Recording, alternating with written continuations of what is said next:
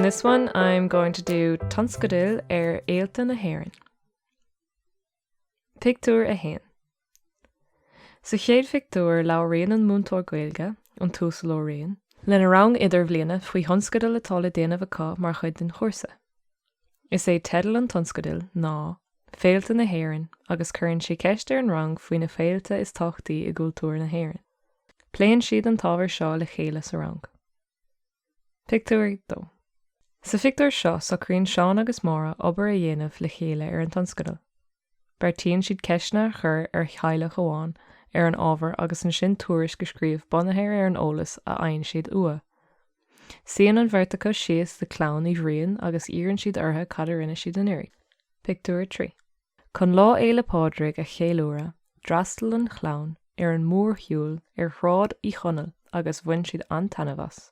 An oíche sin, bhí seisiún ceol tradiisiúnta ar siúil sa teachtarna áitiúil agus bhí ceol den scáil le clostáil ann.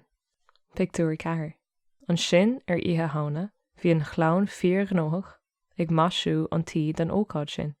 Bhí go leor páistí ag búla isteach an oíche sin ag imar bab nó bia. Feicim iad páiste amháin gléasta mar thaobhse. Cailín eile gléasta mar chalach agus duine eile mar chratalach. Tá balla lán le míl seáin ag bean an tí. Pictiúr 5.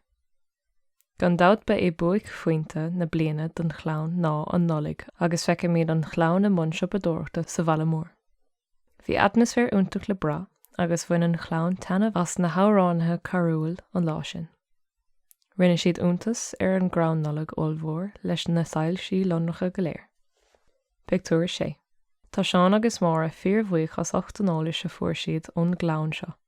Dar leo bhí siad go léir tharbh a chabhrach agus an Tionscadal seo á dhéanamh agat.